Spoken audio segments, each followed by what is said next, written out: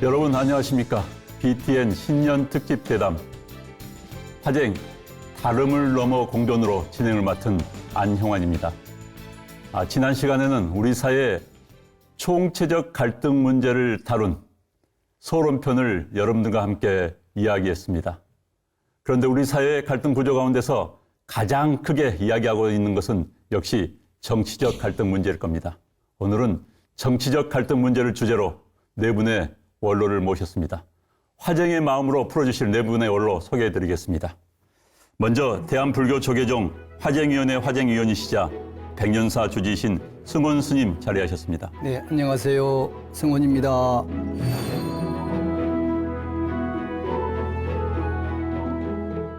전 헌법재판관 동국대학교 총장을 역임하시고 현재는 헌법적 가치 연구원을 이끌고 계신 김희옥 원장님 자리하셨습니다. 네, 김희옥입니다. 반갑습니다.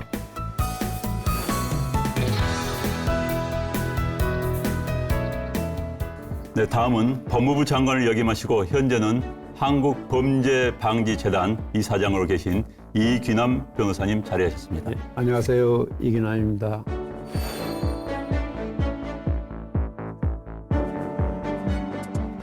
사선 국회의원 주일 대사를 역임하셨지요. 현재는 한일 양국 정부가 주관하는 한일 포럼의 한국 측 대표를 맡고 계시는 강창일 회장님 나오셨습니다. 네, 안녕하십니까.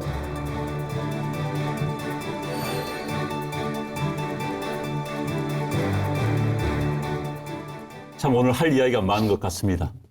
네 분의 원로분들 모시고 이런 자리를 마련한 것도 굉장히 뜻깊은 그런 자리가 될 것 같은데요. 어렵고 그렇지만 또 한편은 쉬운 질문 한번 제가 드리겠습니다. 네 분께서 생각하시는 정치, 대체 정치란 뭡니까? 네, 정치란 국가 권력을 획득하고 행사하고 유지 관리하는 그런 과정이죠. 정치의 목적은 국민의 행복 추구 등 기본권을 구현하고 사회 갈등을 해소해서 국가 공동체를 통합하는 데 도와야 한다고 생각합니다. 결국 정치는 우리의 헌법적 가치와 민주적 기본 질서, 국민의 행복 추구 등 기본권 구현과 대한민국이라는 공동체의 통합을 그 목적으로 해야 된다고 생각을 합니다. 정치라고 하면 일반적으로 사회 갈등을 조정을 해서 국가 발전을 도모하는 것이라고들 말을 합니다. 다만 갈등이라고 하는 것은 참 여러 가지입니다. 이념 갈등을 비롯해서 노사 간 갈등, 지역 갈등, 세대 갈등 등등 여러 가지 갈등이 많습니다. 또 각자 또 의견이 다 다를 수 있습니다. 이것을 녹여내는 용광로 같은 것이 정치라고 저는 생각을 하고 있습니다. 마지막으로 승원 스님. 네. 저는 사실 승원 스님의 답변이 가장 궁금합니다. 어떤 답변을 해주실지 한번 말씀해 주십시오. 예, 정치에 대해서는 정말 문외한 일이라고 할 수 있겠죠. 스님들이니까. 우리가 우문현답이라고 하는데요. 지금 상황이 현문우답이 되지 않을까 이렇게 좀 생각을 합니다. 정치, 스님 입장에서 참 좋은 것이라고 할 수 있겠죠. 저는 정치를 백성, 즉 국민을 풍요롭고 행복하게 만드는 고도의 행위이다. 이렇게 말하고 싶습니다. 정치의 근본은 국민이 나라를 믿고 따르게 하는 데 있습니다. 모든 문제를 해결하는 최고의 방법을 우리 불교에서는 선교 방편이라고 합니다. 선교 방편은 치우침이 없는 평등한 지혜에서 나온다고 하지요. 그래서 저는 훌륭한 정치인들을 보살님이라고 합니다. 보살은 한 중생도 버리지 않기 때문입니다. 아무쪼록 이 선교 방편이 있는 훌륭한 정치 보살님들이 많이 나와서 어렵고 힘든 이 시기 온 국민이 자유롭고 행복한 나라를 만들어 주시기 부탁드립니다. 네, 스님께서 네 분의 말씀 또 정리하는 또 그런 뜻의 말씀을 해주셨습니다. 역시 정치인들이 잘해야 된다 이런 이야기인 것 같은데요. 그런데 우리 냉정하게 한번 이번에는 스님을 좀 빼겠습니다. 죄송합니다. 세 분께 여쭤보겠습니다. 이 속세의 기준으로 볼 때 대한민국 정치 점수를 매기면은 몇 점을 매길 수 있을까요? 여기서는 그냥 절대적 평가를 할까요? 그럼 네. 뭐 점수를 구체적으로 얘기하기는 어렵고 보통 이하다. 보통 이하다. 예, 라고 그렇게 평가할 수 있다고 그러면 이 생각합니다. 보통 50점을 잡으십니까? 60점을 잡으십니까? 그러니까 뭐 100점 만점에 50점이라고 생각을 해야 50점 되겠죠. 이하다. 예, 예, 예. 예. 이유는 왜 그렇습니까? 지금 정치가 모든 발목을 잡고 있다고 생각을 합니다. 네, 네. 그러면 정치판에 몸을 담으셨던 우리 강찬일 대사님께서는 몇 점 주시겠습니까? 제가 27대 때부터 20대까지 국회의원을 했었는데 정치판이 완전히 우리 때하고 달라서 양극화돼 버렸어요. 여러 정치 후배들 만나면 좀 쓴소리를 좀 많이 하는 편입니다만은 이런 식의 현상이 올까 봐서 제가 20대 때에 이 싸움만 하는 이 386 이 안의원도 386 세대인데 386은 떠나라. 이제 젊은 애들 30대 40대 친구들이 중심이 돼야 된다. 이런 식으로 주장하면서 제가 불출마 선언을 했던 적이 있는데 아닌 게 아니라 그 다음에 조금 달라지지 않았어요. 우리 더 악화됐어요. 지금 솔직해서 30점 정도 주고 싶습니다. 자, 50점에서 30점. 점점 점수가 하락을 하고 있는데 이거 뭐 준공가도 아니고 우리 김의옥 총장님께서는 그럼 몇 점을 주시겠습니까? 네, 저도 건간의 우리 정치에 대해서 국민의 입장에서 후한 점수를 주기는 매우 어렵다고 봅니다. 정치의 목적인 국민의 행복 추구와 자기 결정권 등 기본권을 실현하고 갈등을 해소해서 국가 통합, 국가 발전 방향을 제시하는 등 어느 하나도 제대로 이루어지는 것이 잘 보이지 않기 때문입니다. 절대적인 점수를 매긴다면은 C 이하를 평가해야 되겠다는 생각입니다. C 마이너스. C 마이너스. 역시 대학교에서 재직하시다 보니까 또 학점을 주시는군요. 네. 뭐 그런 이야기겠습니다. 한국 정치가 워낙 엉망이면서 또 국민들에게 웃음거리를 주다 보니까 지금 대한민국의 코미디 프로가 사라졌다고 그럽니다.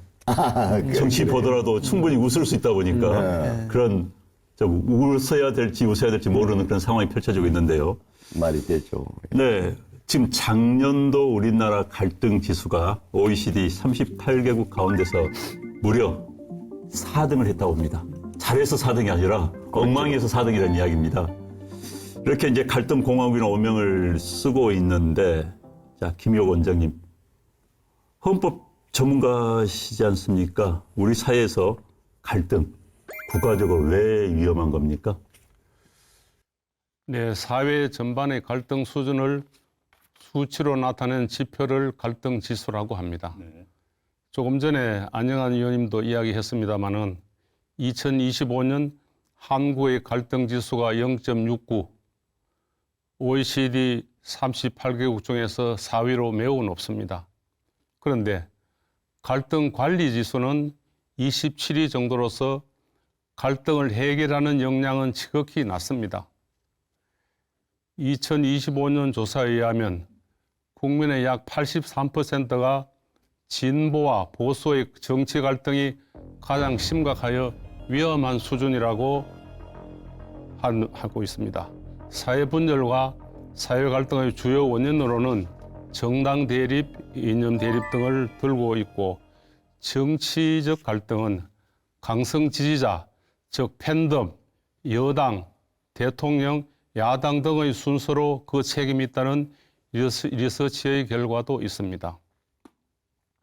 갈등 지수가 높을수록 사회적 신뢰, 경제 성장, 정책 집행의 효율성 저하 등 부정적 영향이 커지게 됩니다. 갈등 관리 지수가 10% 높아지면 1인당 GDP가 2.4% 증가한다는 연구도 있고 우리의 매년 사회 갈등 비용은 233조 정도로서 명목 GDP의 약 10%에 해당하는 것입니다. 역사적으로 보더라도 국가 내외부의 갈등과 대립, 권력 대립이 심화되고 있는데도 이를 해결하지 못한 국가는 모두 쇠퇴하거나 멸망했습니다. 로마 제국도 당나라도 고구려도 백제도 모두 대내외적인 갈등과 대립으로 멸망한 것입니다. 갈등과 내부 분열은 국가 사회를 약화시키고 갈등 관리와 해결에 실패하면 국가의 쇠퇴가 가속화될 수밖에 없는 것이다라고 생각을 합니다. 네, 말씀 잘해주셨습니다. 역시 갈등은 한 사회를 해체시키는, 공동체를 말살시키는 그런 결과를 빚어낼 수밖에 없는데요. 그 요인 가운데서 역시 정치 갈등을 우리는 이야기를 하고 있습니다. 그래요. 본래 세상이라는 게 어떤 사회도 다른 것들이 모여 있는 것도 아닙니까? 이게 대립, 갈등이 늘 존재하는 게 당연한 거예요. 그런데 정치가 존재하는 것은 그런 갈등들을 해소시켜 나가면서 하나의 정체성을 만들어 나가는 것, 공동체를 유지하는 것. 이것이 정치의 존재 목적이죠. 그래서 정치가 제대로 되면 좋은데 제대로 못하고 있어요. 오히려 정치가 더 이 사회를 갈라놓는 역할을 하고 있어가지고 국민으로부터 지탄을 받고 있지요. 여기는 여러 가지 정치인들의 자질, 역량 문제도 있고 또 구조 문제가 있는 것 같아요. 우리가 이런 문제를 잘 분석을 해서 어떻게 해서 치유해 나갈까 고민해야 되는 시점이고, 이건 불교 저희들뿐만이 아니라 정치하는 사람들도 고민해야 돼요. 그 역사의 역적이 되지 말아야죠. 잘못하다가 제가 20대 때 하도 국회가 이 갈등이 심해서 그때 배지를 달고 다닐 수가 없었어요. 이게 한 번도 20대 때는 배지를 안 달았는데 대통령이 탄핵당하지 않고 오히려 국회가 탄핵당한다. 여러분들 조심하십시오. 이런 얘기, 심지어는 어떤 국회의원 엘리베이터 탔다가 매 맞은 적도 있어요. 20대 때에. 이런 식으로 갈등 심마의 촉매제 역할을 오히려 해소시켜 나가는데 촉매의 역할을 해서 국민으로부터 지탄받게 되었다. 이렇게 생각을 하고 있습니다. 참 걱정입니다. 지금. 네. 네. 그렇기 때문에 이제 국민들은 신문 보기가 싫다. 정치 뉴스 보기가 싫다. 텔레비전에 정치인들이 나오면 채널을 돌려버린다. 이런 이야기를 많이 하거든요. 또 그렇다고 해서 우리가 정치에 또 관심을 끊을 수는 없지 않습니까? 정치에 관심을 끊는다. 이건 굉장히 위험한 일 아니겠습니까? 갈등을 풀지 않으면 극단으로 나가게 됩니다.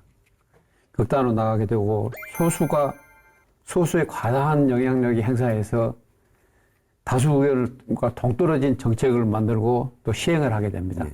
그러면 국가적으로나 사회적으로 많은 폐단이 발생하게 될 겁니다.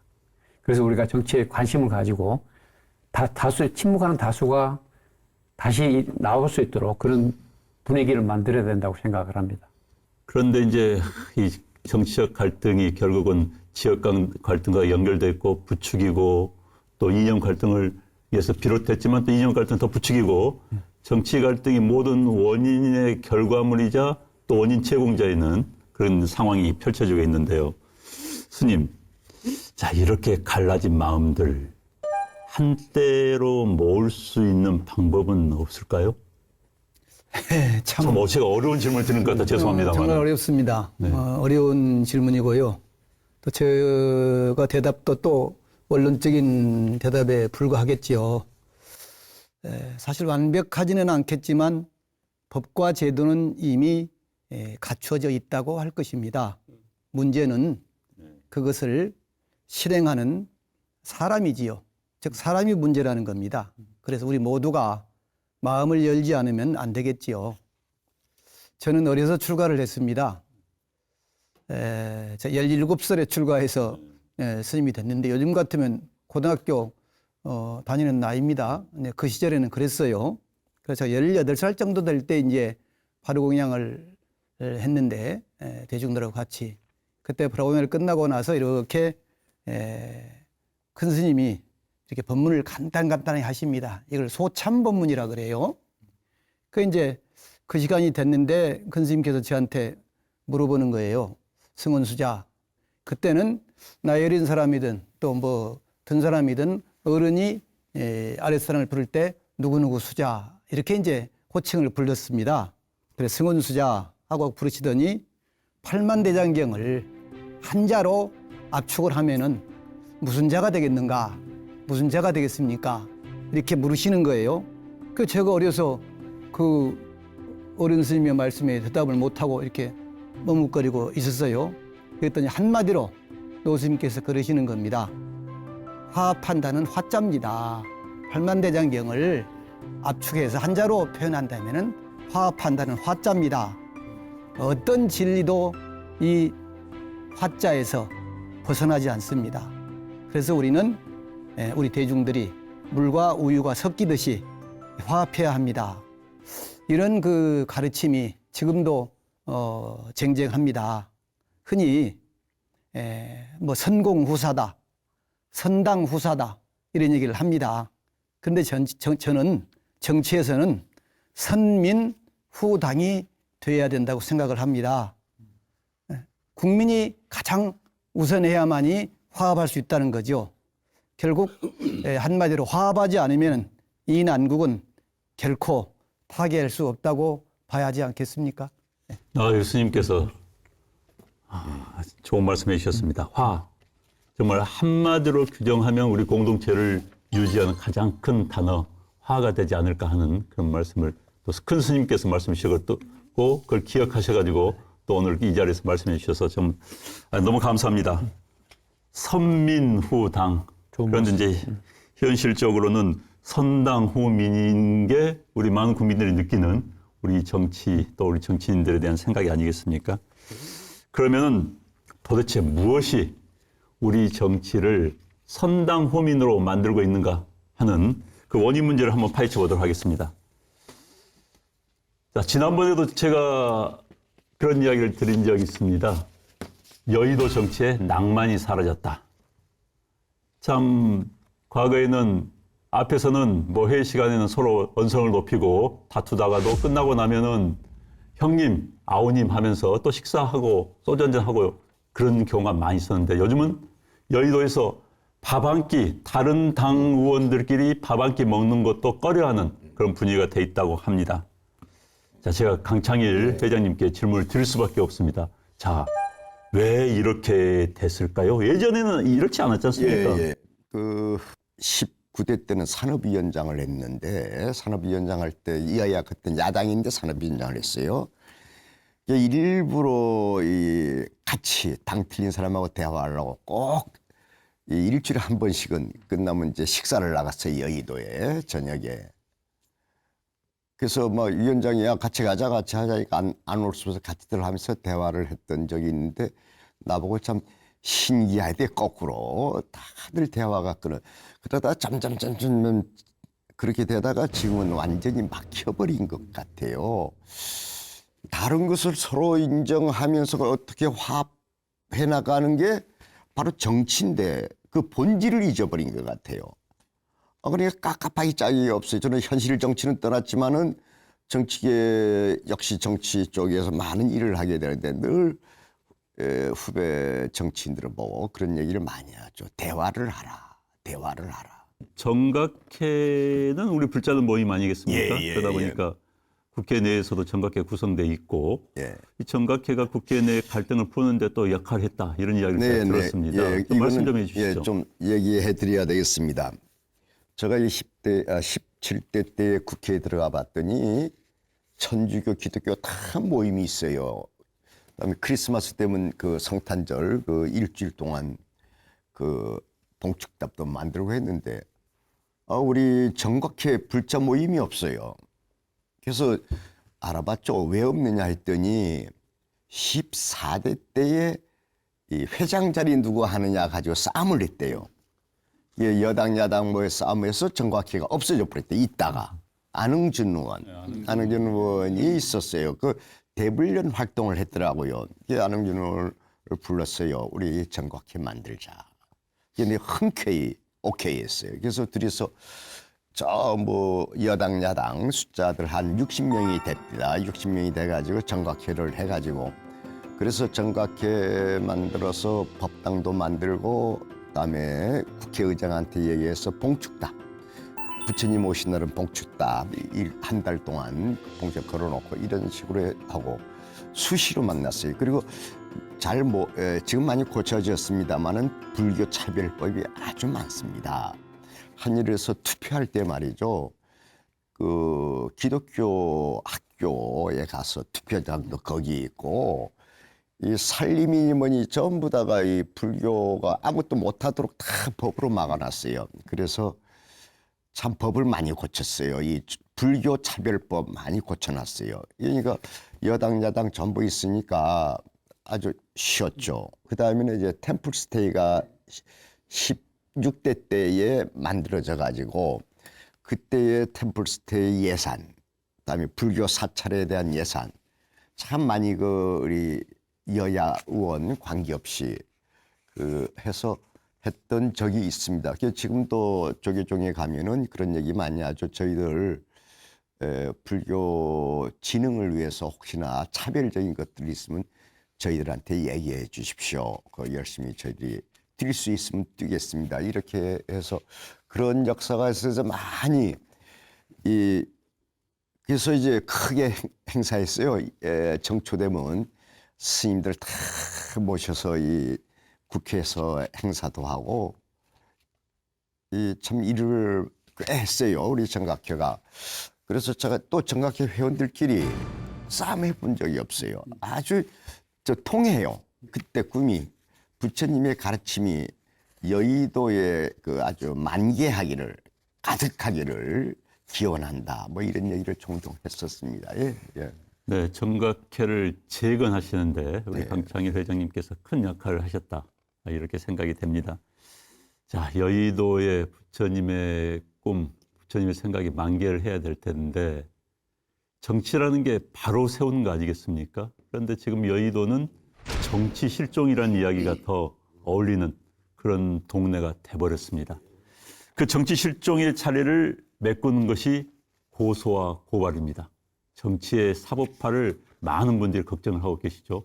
저는 가끔 TV 보면은 특정 정당의 사람들이 뭘 프린트를 크게 해가지고 검찰, 경찰에 가서 들고 갑니다. 거기에는 프린트 큰 글씨에 누구누구 고발, 고소가 써 있습니다. 그걸 볼 때마다 야, 정치가 저것밖에 못하나? 자기들끼리 이야기해야 될 것을 꼭 경찰, 검찰 끌고 가나? 이런 생각을 많이 했었거든요.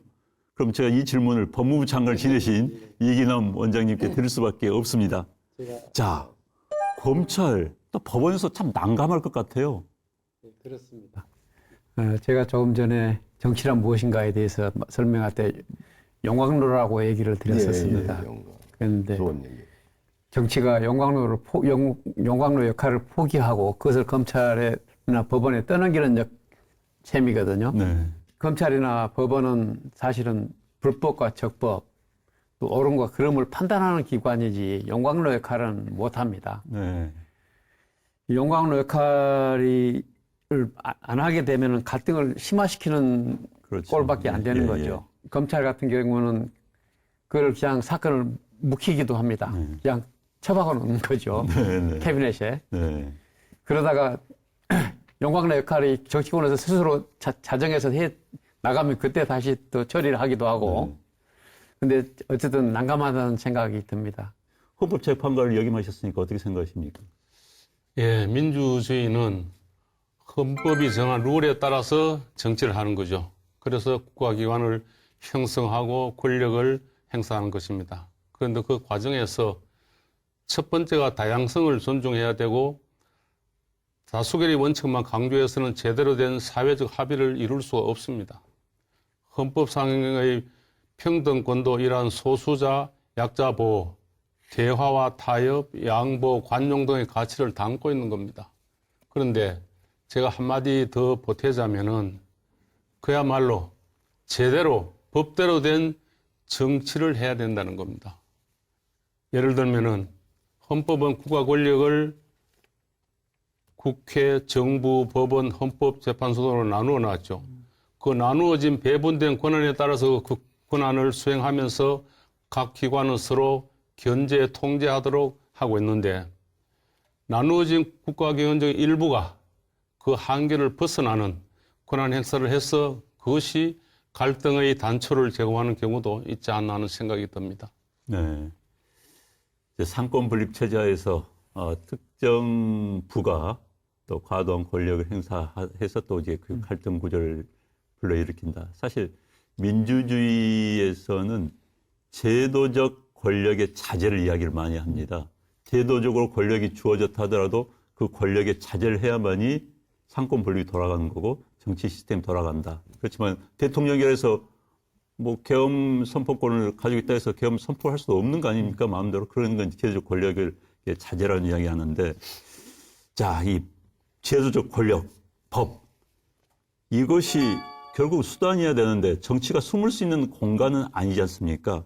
스님께 또, 저는 스님께만 어려운 질문 드리는 것 같아서 죄송합니다. 결국은 모든 사람들이 함께 살아야 되는데, 아까 화를 말씀해 주셨지 않습니까? 화가 함께 살자는 뜻으로 저는 해석을 하는데, 우리 정치인들 제발 고소장을 쓰기 전에 어떤 마음을 가져야 할지 저는 이게 굉장히 궁금해요. 스님께서 좀 좋은 말씀, 가르침 좀 주십시오. 더 어렵네요. 더 어려워요. 저 정치권에서도 해결하지 못하고 사법권에서도 해결하지 못하더라고요. 웬만한 것을. 네. 참 이걸 종교에서 해결할 수 있겠느냐. 안 가져가면 제일 좋겠죠. 안 네. 가져간다면은 뭐 법으로 안 가면 제일 좋죠. 또 제가 가만히 보니까 같은 사안도 이 사람이 다르고 저 사람이 다르고 완전하게 달라지더라고요. 네. 이걸 어떻게 해결을 할 수 있겠어요? 그래서 저는 추상적인 말씀 같지만 멈춰야 되는데, 즉 이제 원효 스님께서 주창하신 화쟁이지요. 다툼을 멈춰야 되는데, 그래서 원효 스님의 화쟁은 이렇게 저는 봅니다. 그 신문 화쟁론에도 보면은 화 백가의 이쟁해서 귀 일미지 법해라 이렇게 했거든요. 각각 다른 많은 다툼을 화해시키고 화합을 시켜서 한맛인 법의 바다로 돌아가게 만들어라. 이게 이제 화쟁 사상이거든요. 여기서 한맛은 뭐냐면은 바닷물의 맛입니다. 그래서 거해 일미라고 했습니다.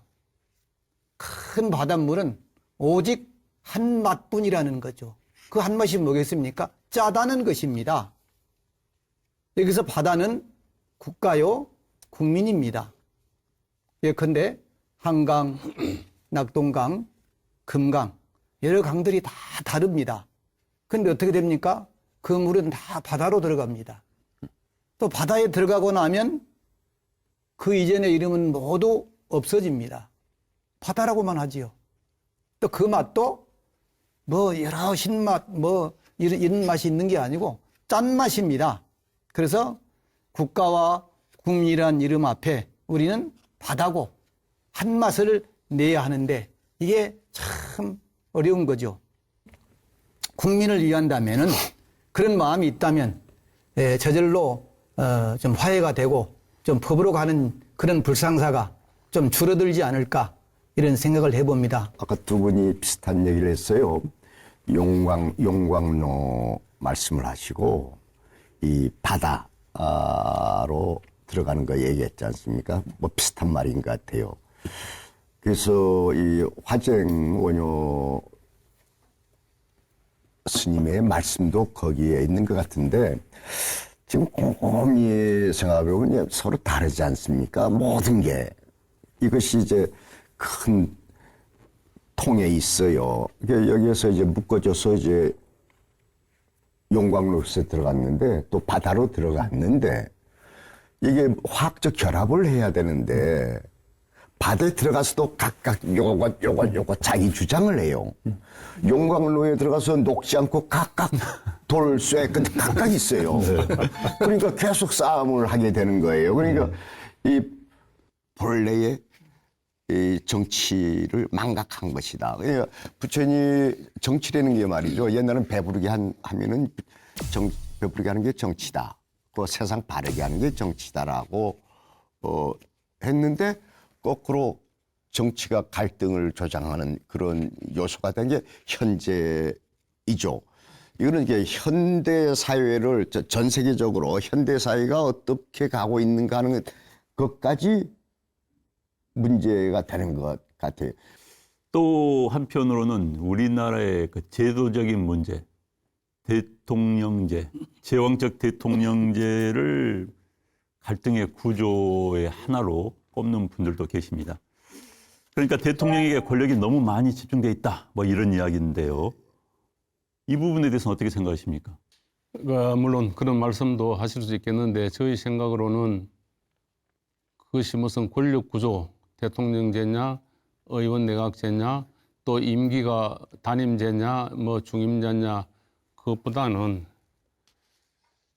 대통령제의 단점이 현재 우리나라 정치에 가장 극명하게 드러나 있는 상태가 현 상태다, 이렇게 보는 게 현실 정치에 있어가지고 국회의 과반 다수당과 대통령의 정부가 동일한 정당인 경우에는 국가 권력 분립과 분립된 국가기관 사이의 견제, 통제가 잘 이루어지지 않는 것이 가장 큰 문제라고 생각을 합니다. 저는 그렇게 생각합니다. 민주는 형용사고 공화국이 우리가 지향적임이 돼야 될 기본적인 틀입니다. 민주적으로 운영되는 공화국이란 말이 정상적인 표현이고, 그래서 핵심은 공화국인데 우리는 민주만 강조하고 민주의 권한만 이야기할 뿐, 공화국은 우리 결국은 스님께서 말씀해 주신 화 아니겠습니까? 함께 화하자는 게 공화국인데, 방금 이제 팬덤 이야기가 나왔습니다. 공화, 함께 살자, 함께 화합하자. 그러기 위해서는 양보도 하고 배려를 해야 되는 것이 공화국 시민들의 기본적인 정신인데, 우리는 좀 그게 부족하지 않은가. 그걸 부추긴 게 이제 정치인들이고, 거기에 바로 팬덤 현상이 가운데 있지 않은가. 최근 들어서 급격히 부각이 되고 심화되고 있는데, 이 문제 어떻게 봐야 될까요? 우리 말씀해 주시겠습니까? 예. 네. 이 사회 분열과 갈등의 주요 원인으로 정당 대립이 36%, 이념 대립이 18%이고 정치적 갈등의 책임이 누구에게 있는가에 대해서 강성 지지자, 즉 팬덤이 22%, 그 다음에 여당, 대통령, 야당 이런 순서라는 2025년도 서울대학교 국가미래전략원 조사도 있습니다. 여기서도 보면은 사회 갈등의 첫 번째 원인으로 팬덤 정치를 꼽고 있는 것을 알 수 있습니다. 물론 팬덤 정치의 순기능도 있겠죠. 그렇지만은 갈등의 원인이라는 역견에 대해서 깊이 생각하고 여러 가지 방안을 생각해 봐야 된다고 생각합니다. 그 타협을 하면 이제 배신자로 낙인을 찍히거든요. 그러니까 그 사람도 또 조용히 사라집니다. 그럼 결국은 강성층만 이기는 꼴이 되는 그런 문화가 지금 형성되고 있다고, 거기에 가장 큰 문제점이 있다고 생각을 합니다. 저도 뭐 그런 생각이 듭니다. 요즘 살다 보면 여백이 없다는 거. 우리들이 여백이 있는 삶, 여백이 있는 마음이 필요한데 그게 없다는 생각이 들고요. 지금 이제 정치인들의 팬덤 이야기로 좀 해보겠습니다. 지금 이제 일부 정치인들은 팬덤을 끌고 다닙니다. 그리고 또 팬덤을 만들려고 합니다. 당내 경선만 거치면은 후보가 될 수 있는, 또 당선이 될 수 있는 동네에서는 팬덤만 끌고 다니면은 후보가 돼서 국회의원도 할 수 있고 자치단체장도 할 수 있다. 이게 이제 팬덤을 부추긴 경향이 있거든요. 끌고 다니는데, 이런 정치인들, 자, 응원 세력이라고 봐야 됩니까? 팬덤을 이용하는 나쁜 세력이라고 봐야 되는 겁니까? 인간이 갖고 있는, 본래 사람이 갖고 있는 약점인데, 어디 가서 이제 방송에서 시원하게 욕을 하잖아요. 댓글이 붙이는데 시원하다고 사이다 발언. 그런데 거기서 오히려 점잖게 올바른 얘기하면요, 뭐 고구마라고 하던가, 뭐 죽도 밥도 아니래요. 계속 그러니까 어디 가면 갈수록 강하게 발언해야 돼요. 그러면 하나 둘씩 팬덤이 생겨요. 그러니까 그 사람을 통해서 사람들은 대리만족을 하는 거예요. 이 사회적 불만, 정치에 대한 불만을 그 얘기하는 사람. 그래 이런 사람들은 재미 붙여가지고 가면 갈수록 강하게 얘기를 해요. 그렇게 누구 편 서주기를 바라는 그런 민심이랄까요? 그런 분들이 많이 계신 것 같아요. 이제 그런 분들이 이제 팬덤 현상을 이제 만들고 있는 분들 같은데, 이제 문제는, 자, 이게 이제 팬덤이란 게 좋게 보면은 이제 응원 세력일 수도 있어요. 그렇지만 이제 이게 추종, 맹목적 추종을 넘어서 상대에 대한 증오로까지 연결되기 때문에 이제 문제가 되지 않습니까? 이것을 바로 잡아줘야 될 것이 언론입니다, 사실은. 그래서 팩트를 이야기하고 사실관계를 명확히 설명해 줘야 될 것이 언론인데, 언론이 지금은 한쪽 편을 들면서 이해 당사자, 본인들이 이해 당사자가 돼버린 상황이 되고 있다. 저도 언론 출신이기 때문에 그런 생각을 많이 합니다만, 자, 한국 언론 어떻게 봐야 되겠습니까? 근데 기본적으로 언론 자유는 합리적이고 건설적인 의사 형성 그리고 진리 발견의 수단이죠. 또 민주주의 국가 존립과 발전의 필수 불가결한 것이 기본인데 그래서 매우 중요하고 뭐 어느 나라 없이 엄격하게 보장되는 것이 사실입니다. 그렇지만은 언론도 자유민주 기본 질서나 기본권이나 공동체 통합이나 사회 질서제 이런 면에서는 헌법 정신에 부합되게 표현하라고 많은 노력을 해야 되고 한번 되돌아봐야 될 시기다라고 생각을 합니다. 저는 우리가 어렸을 때는 언론을 행정, 입법, 사법에 이어서 제4부라는 얘기를 좀 들었었거든요. 근데 지금 언론은 행정, 입법, 사법을 뛰어넘는 제1부라고 저는 생각을 합니다. 언론에서 뭐 정책을 반대를 하면은 대통령이고 행정부 누구도 이겨낼 사람이 아무도 없습니다. 근데 언론인들 생각을 얘기를 해보면은 그런 생각이 전혀 없어요. 우리가 제1부라는 생각이. 그래서 언론에서 자성을 하고 그런 책임감을 갖고 그렇게 보도를 좀 이끌어 나가줘야 된다고 저는 생각을 합니다. 그런데요, 이 언론이라는 게 옛날에 20년 전만 하더라도 딱 제한돼 있죠. 뭐 이제는 그게 유튜브가 생기고 언론이 다양하고 인터넷 신문이 생기고 해서 이제 특정할 수가 없어요. 그러니까 국가 권력으로 컨트롤이 안 돼요. 이건 이 다음에 엄청난 문제가 될 거로 생각합니다. 그러니까 이제 어떤 문제가 나냐, 가짜 뉴스가 양산되고 뭐 한 놈이 써서 올리버려 가짜 뉴스를 그럼 진실로 믿어요. 유튜브를 통해서. 그래서 이제 옛날에 우리가 제4부다 할 때의 그때하고는 어느 정도 국가 권력이 컨트롤할 수 있었어요. 예, 지금은 불가능해요. 인터넷 신문이만. 그래서 참 이거 어떤 식으로 해야 될지 고민해야 될 부분. 그러니까 지금 이제 보고 싶은 것만 보고 듣고 싶은 것만 듣는 1인 미디어들이 나오면서 또 알고리즘이 우리 보면 저도 핸드폰을 열면은 제가 봤던 것 유사한 것만 뜨지 않습니까? 그래서 지금 언론을 어떻게 해야 될 것인지. 그런데 이제 대한민국은 또 언론 자유를 보장하는 헌법적 가치이기 때문에 참 문제가 되고 있는 것 같습니다. 뭐 저희들이 굳이 이 자리에서 깊게 이야기하지 않더라도 많은 국민들이 느끼고 있을 텐데 또 이 문제에 대해서는 역시 스님께 여쭤볼 수밖에 없습니다. 죄송합니다. 정말 이게 우리가 뭘 잃어버렸길래 왜 이렇게 됐을까요? 제가 왜 이 자리에 앉아 있는가 이게 참 고민스럽네요. 아, 이런 말씀 제가 드리려고 네, 제가 모셨습니다. 아까도 말씀드렸습니다만은 우리 그 마음이 좀 아까 여백이라는 말씀을 하셨는데 공간이 좀 있어야 뭐가 들어올 텐데 공간이 없어요. 그리고 또 마음이 유연해야 되는데 딱딱해 있어요. 저는 그것을 의식의 화석화라고 합니다. 의식이 돌처럼 굳어 있어요. 그러니까 다른 게 안 들어와요. 다른 게 들어오려고 하면은 튕겨내버린다는 거죠. 형직 영단이라는 말이 있습니다. 모양이 똑바라야 그림자가 단정하게 반듯하게 비친다는 거예요. 근데 예컨대 각당 그러면 각당의 어떤 당리나 당량만 딱 들어박혀 있지 다른 데에는 들어올 틈이 없어요. 결국은 마음의 문제죠. 이건 역시. 그래서 심지어는 상대 말을 좀 저도 이제 TV를 가끔 보면은 뭐 여러 가지 청문회라든가 또는 뭐 정부 여러 가지 그 일들을 국회에 와서 설명하고 그러지 않아요? 당별로.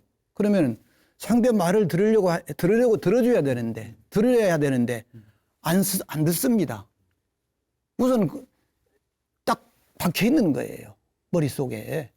근데 너는 아니라는 거죠. 그래서 저는 좋은 말 가운데 하나가 세의공청이라 그래요. 귀를 씻고 잘 공손하게 듣는다는 말을 우리가 세의공청이라고 합니다. 얼마나 상대의 말을 잘 들으려고 하면 귀를 씻고 들으려고 하겠습니까? 그런데 상대의 말을 잘 들어만 줘도 벌써 그 사람의 마음을 반을 얻는다고 하지 않습니까? 그런데 안 들어요. 듣기는커녕 중간에 나온 말을 잘라버리고 무시하고 폭언을 하고 뭐 이렇게 한단 말이죠. 참 심각하죠. 그런 걸 볼 때마다 어느 국민이 그거 보고 있겠습니까? 에이 하면서 돌려버립니다. 아이고 또 저러고 있구만 이런단 말이에요. 그래서 저는 이제 원론적으로 돌아와서 불교적으로 말한다 그러면은 결국은 자비심이 있어야 되는데 국민을 감싸주려는 한 사람도 놓치지 않으려고 하는 것이 보살이라 그랬는데 그 감싸주려고 하는 자비심이 있어야 합니다. 또 불교의 말에는 동체라는 말이 있어요. 한 몸이다. 한 몸. 그러니까 상대의 당도 우리 당도 결국은 나라 앞에서는 국민 앞에서는 하나의 당이 될 수밖에 없거든요. 한 몸이거든요.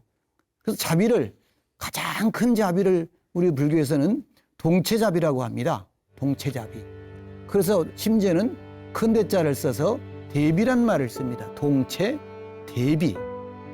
그래서 나는 옳고 상대는 그르다는 진영 논리가 아니라 함께 가고 함께 성장하는 어떤 동행의 마음이 뒷받침돼야지 않을까 이렇게 생각을 하고요.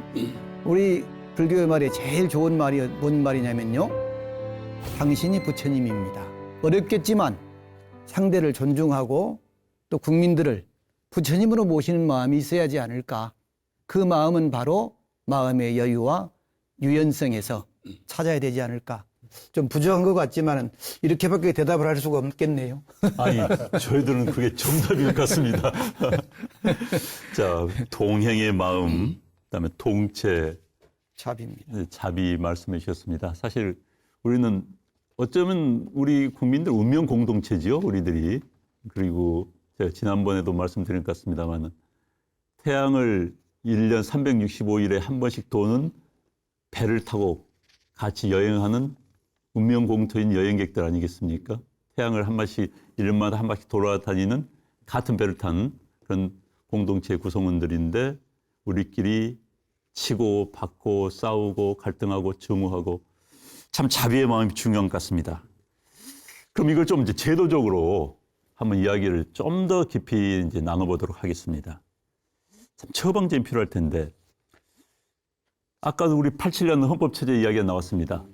이 갈등에 여러 요인이 있고 마음의 문제도 있지만 이제 가시적으로 우리들이 고칠 수 있는 것 중에 하나가 우리가 문제 갈등의 주요 원인을 제공하고 있는 헌법 문제가 아닌가 하는 지적도 있기 때문에 자, 헌법 개헌.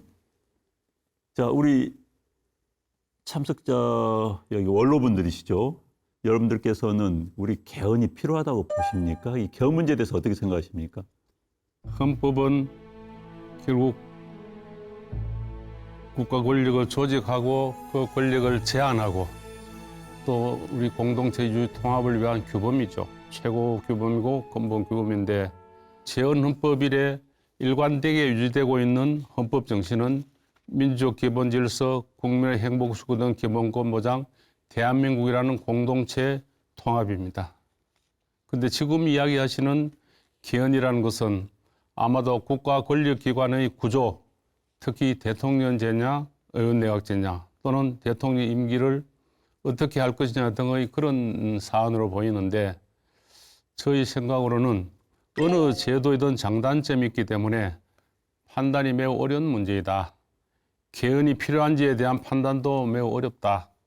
현재 여러 정치 상황이 많은 문제점을 드러내는 것은 첫 번째로는 우선적으로는 그 운용이 그 제도의 가장 나쁜 쪽으로 흘러가는 운용을 해왔고 그렇게 하기 때문에 그런 것이 아닌가 그렇게 생각을 합니다. 예, 그 좋은 말씀 들었고요. 향후 앞으로 50년 준비하는 미래를 준비하는 차원에서 헌법 개정이 나섰으면 좋겠다 이렇게 생각합니다. 예. 약간 이야기를 바꿔서 최근 논란이 되고 있는 또 저희들이 종교 방송이기 때문에 한번 이야기를 던져보도록 하겠습니다. 종교와 정치에 관한 문제입니다. 우리 헌법에는 종교 분리, 정치와 종교는 분리돼야 된다라고 규정을 하고 있는데요. 뭐 우리나라 문제만 아닙니다만은 정치와 종교와의 관계, 또 종교의 정치 개입 문제 어떻게 봐야 될까요? 종교 분리는 유럽에서 중세 시대에 종교와 정치가 분리되지 않아서 종교가 우위에 있을 때도 있었고 정치가 우위에 있을 때도 있고 서로 우위를 차지하려고 싸움이 시작됐던 데서 시작이 됐다고 알고 있습니다. 그런데 현대에 와서는 종교의 자유를 보장하기 위해서 종교 분리가 지금 되어 있는 거고요. 그래서 볼 때 종교는 정치에 대해서도 얘기를 할 수 있어야 되고 또 정치는 종교의 어느 편을 들어서는 안 된다는 그런 원칙이 좀 있어야 되겠고요. 그렇지만 종교는 또 정치에 대해서 얘기를 하되 개입해서는 안 되고 정치에서 침묵해서도 안 된다고 생각을 하고 있습니다. 참 어려운 일이긴 한데요. 예. 고통받는 사람 편에 설 때는 서서 얘기할 때는 얘기를 해야 된다고 생각을 합니다. 종교 이게 옛날 종교 국가도 있었고 또 현재도 있죠. 이란 같은 경우에 이슬람 종교 국가 있었는데 그런데 아까 종교의 자유를 지켜주기 위해서 오히려 종교 분리 원칙이 나왔다는 말씀을 하셨어요. 그렇죠. 예, 그런 부분도 있는데 지금 이제 문제 삼는 것은 종교 단체가 말이죠. 불법적으로 특히 이단적 그 종교에서 불법적으로 정치 권력을 이용하기 위해서 돈을 준다거나 뒷거래한다거나 이런 거거든요. 지금 현재. 그래서 이것을 지나쳐서 종교인이 뭐 정치 활동할 수 있죠. 이것을 지나쳐서 나가게 되면 그건 오히려 종교 탄압이 될 수가 있지 않느냐. 그래서 이거는 우리 김효리 헌법학자 같은 분들이 되게 고민스러운 부분이 아닌가 이렇게 생각을 합니다. 예. 금방 말씀하셨다시피 종교의 자유, 정치의 자유, 표현의 자유 여러 기본권이 관련되어 있기 때문에 판단하기가 조심스러운 그런 부분입니다. 헌법은 종교의 자유, 국교 불인정, 정교 분리를 정하고 있죠. 아까도 이야기 나왔습니다만 정교 분리의 원칙은 국가와 종교를 엄격히 분리하는 것을 말하죠. 국가의 비종교성을 전제로 해가지고 국가가 종교에 개입하거나 관여하지 못하고 종교가 국가에 개입하거나 관여하지 못하게 하는 것을 말하는 것입니다. 그런데 종교단체가 일반적인 정치적 의사를 표현하는 것은 정치적 자유로 인정이 되는 거죠.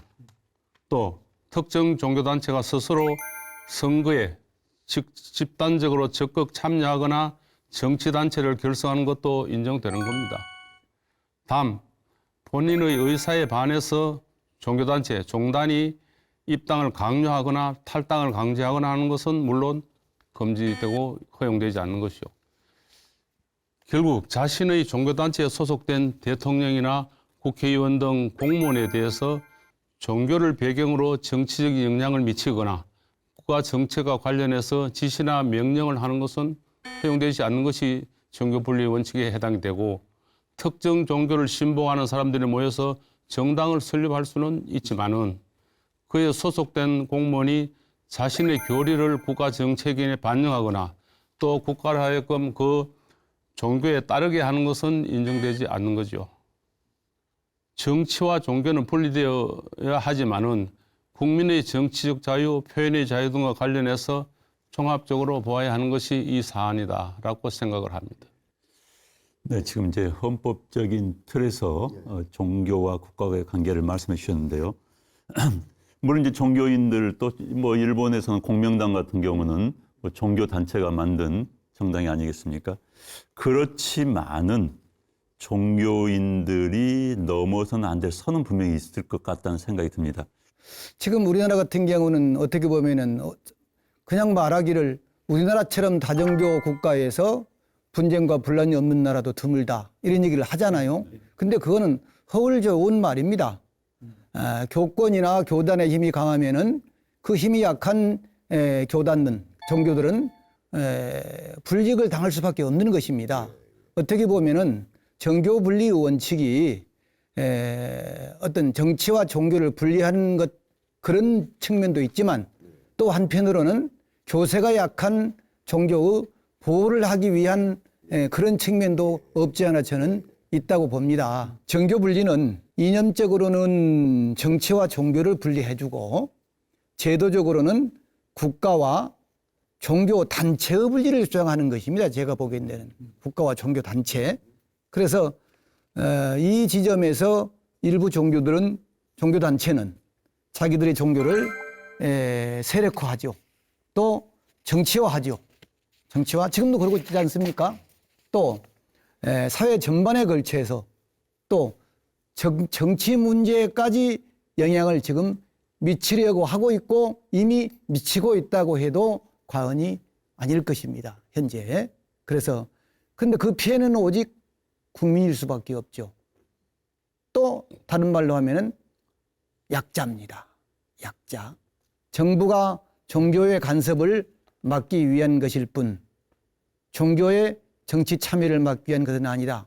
뭐 이렇게 또 모순된 주장을 하기도 합니다. 여기에 더해서 직접 정치에 참여를 하려고 하고 있다는 거죠.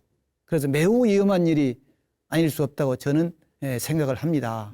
그것은 자기 종교, 자기 교단의 주도권 확보 또는 교세 확장의 다름이 아니기 때문입니다. 그렇게 될수록 그렇지 않은 종교나 교단은 또 피해를 볼 수밖에 없을 것입니다. 그래서 국가가 정치와 종교는 분리돼야 된다. 물론 개인이 정치에 참여를 하고 뭐 이렇게 하는 것은 무난하겠죠. 그러나 교단과 정치가 결합을 하게 되면 이것은 굉장한 피해가 발생할 수밖에 없습니다. 이것을 저희들은 조심해야 되는 것이죠. 네. 자, 요즘에 핫한 이슈인 종교 분리에 대해서 좀 심도 있는 이야기를 나눠봤습니다. 다시 이제 정치권 이야기로 넘어와서요. 좀 우리의 앞으로 한국 정치가 어떻게 돼야 되고 또 바람직한 방향으로 가기 위해서는 어떤 가치, 덕목이 필요한 것인지 한번 이야기를 나눠보고 싶습니다. 그러니까 이제 결국은 이 갈라진 사회를 한 곳으로 모으려면은 원효 스님의 화쟁 정신, 또 저희들 화쟁위원들 아니겠습니까? 화쟁 정신과 맞닿아 있는 그런 정신이 필요할 것 같은데, 자, 우리 사회를 치유할 수 있는 화쟁의 리더십은 어떤 모습이어야 할까요? 예, 원효 스님의 화쟁 사상은 서로 다른 주장과 입장을 조화롭게 통일하고 대립 갈등을 해소해서 보다 높은 가치인 공동체의 통합과 발전으로 나아가는 그러한 실천 사상입니다. 국가의 발전과 국민의 행복과 안전이 추구되는 모든 부분에서 갈등과 분열, 대립과 혼란이 일어나지 않도록 정치를 포함한 모든 영역에서 화쟁 사상의 정신을 실천하는 리더십이 요구되고, 공자는 정치의 요소로 먹고 사는 문제, 경제와 국방, 신뢰 세 가지를 들면서 신뢰가 가장 중요하다고 했습니다. 우리 정치권이 또 정치인들이 신뢰를 회복해서 얻고 유지하는 것이 그 다음으로 중요하고, 또 한 번 더 이야기하자면은 헌법상의 공동체 정신을 실현해서 갈등과 대립을 줄이는 화쟁 정신을 실천하는 것이다. 이렇게 이야기할 수 있습니다.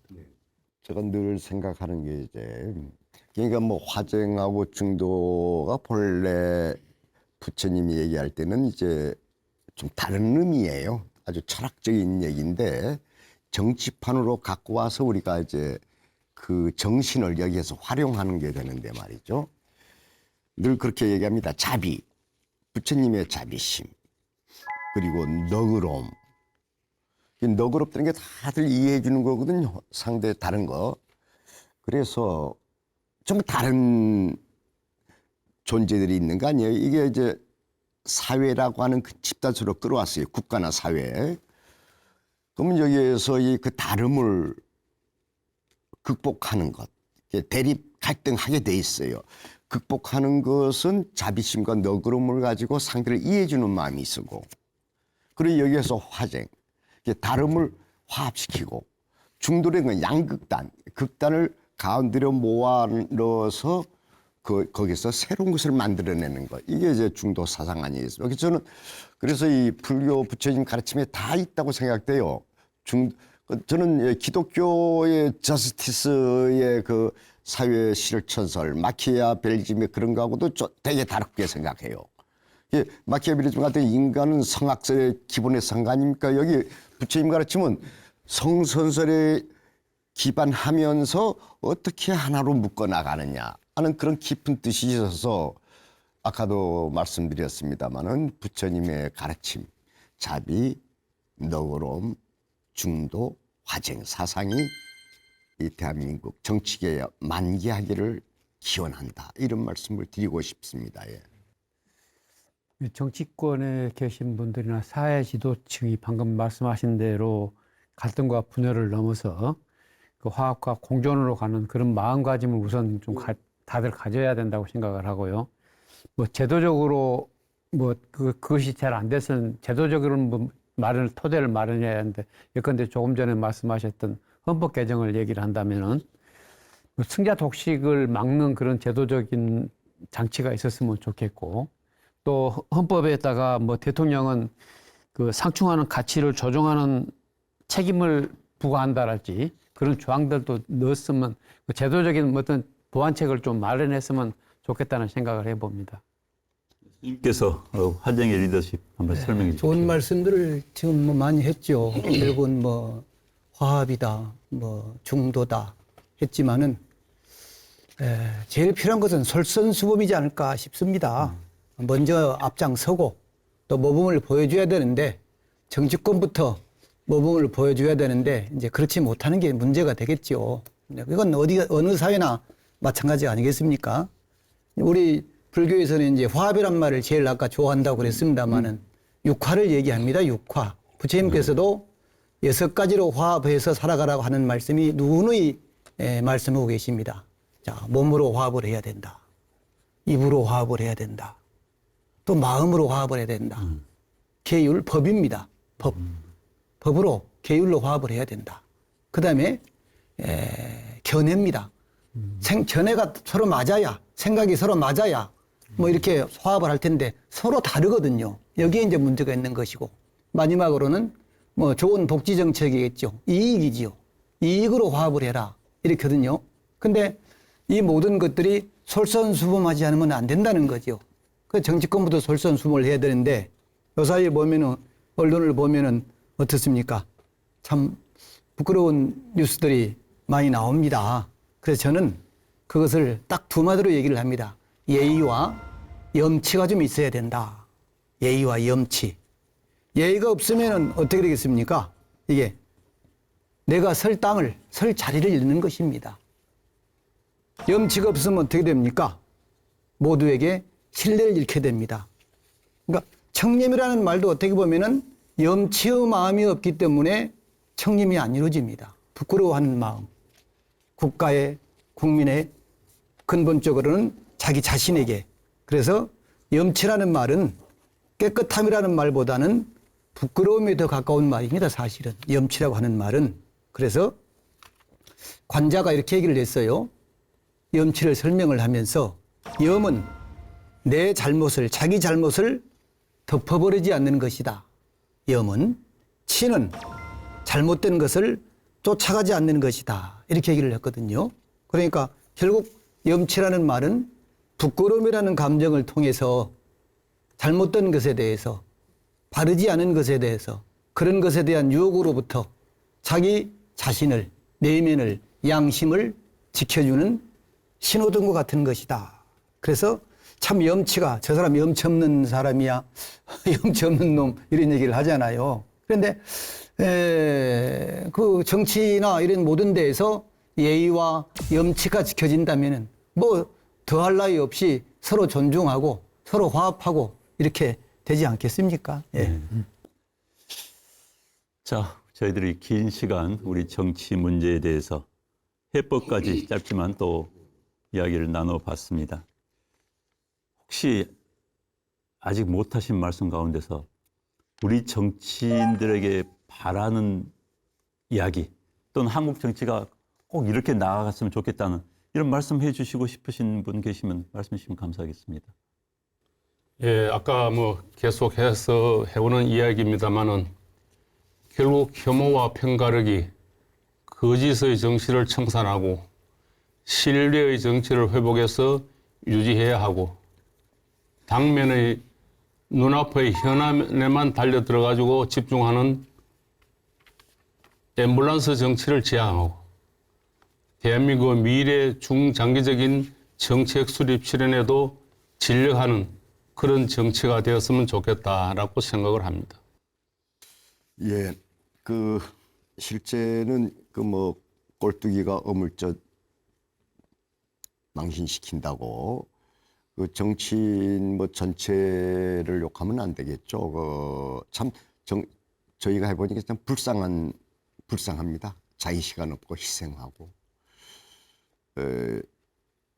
그래서 저는 어디 갈 때마다 여기 있는 정치인들, 국회의원들 욕하지 마라.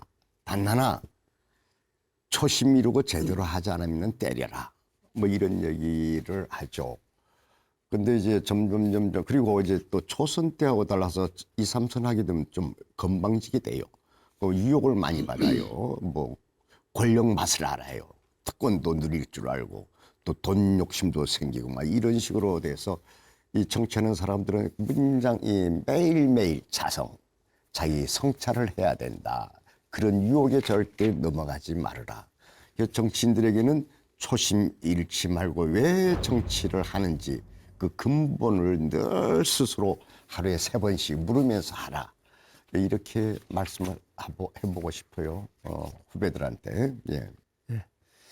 저는 여태까지 저희들이 이제 정치인들에 대해서 좀 어떻게 좀 변했으면 좋겠다는 얘기를 중심적으로 얘기를 했는데 스님께서도 말씀하셨습니다만 A와 염치를 생각을 하면 우리들부터 먼저 좀 바꿔야 된다고 생각을 합니다. 그리고 또 우리들도 바꿔야 되고 그 전체적으로 문제가 뭐냐 하면 저는 교육에 있다고 생각을 합니다. 예, 어릴 때부터 그런 염치와 예의를 지키는 그런 교육을 어릴 때부터 가르쳐야 우리 정치계도 맑아지지 않을까 그런 생각을 하고 있습니다. 정치의 왕도가 있겠습니까? 결국은 국민을 위해서 존재하는 것이 정치라면은 조화와 상생이겠지요. 그래서 제가 좋아하는 글이 있습니다. 맹자에 나오는 말인데요. 지극히 어리석지만은 결코 속일 수 없는 것이 국민이다.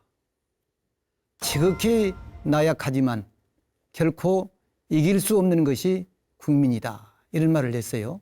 그래서 국민들의 생각, 민의를 외면하고 또 힘으로만 밀어붙이려고 한다면은 또 우리는 국민들에게 불신을 당하고 외면을 당할 수밖에 없다. 그래서 국민들의 한 사람의 작은 신음, 고통에도 귀를 기울인 우리 이 시대의 정치가분들이 많이 나왔으면, 훌륭한 정치인들이 많이 나왔으면 이런 기도를 한번 하겠습니다. 예. 그래서 저희 화쟁위원회에서 우리 전부 저희들이 화쟁위원입니다. 이런 마음을 담아서 3월 4일 국회의원회관 대회의실에서 저희들이 대토론을 엽니다. 아마 김의옥 총장님께서 발제를 해주시고요. 주제도 지금 저희 방송 토론 주제와 똑같습니다. 화쟁, 다름을 넘어 공존으로를 주제로 저희들이 토론을 하니까 많은 관심 가져주실 것을 부탁을 드리겠습니다. 돌아가면서 한 말씀씩 해주시면 어떨까요? 오늘 우리 화쟁위원회의 이 대담이 우리 사회에서 갈등과 대립을 극복하고 통합과 화쟁으로 나아가는 대전환의 계기가 되었으면 하는 생각입니다. 이 자리에도 서로 다른 사람들이 모여있죠. 큰 틀에서는 불교라는 틀인데 다른 사람이 모여있는데 많이 공부하고 많이 배우게 됩니다. 그리고 또한 그러는 속에서 서로 존중해주는 마음도 생기게 됩니다. 예. 그래서 제발 그 싸움들 하지 말고 같이들 화합하면서 살아가기를 바라겠습니다. 오늘 대담을 통해서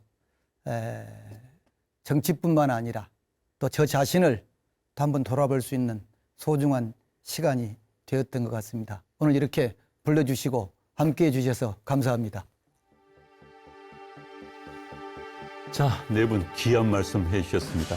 또 정말 원로분들이신데 네 분 모시고 이야기 듣고 저도 많은 걸 배웠습니다. 다시 한번 네 분께 감사를 드립니다. 오늘 저희들이 나눈 이 이야기가 앞으로 우리 사회에서 갈등을 풀어나가는 작은 마중물 되기를 기대해 보겠습니다. 함께 해주신, 시청해주신 여러분들께 진심으로 감사의 말씀을 드립니다. 여러분 감사합니다.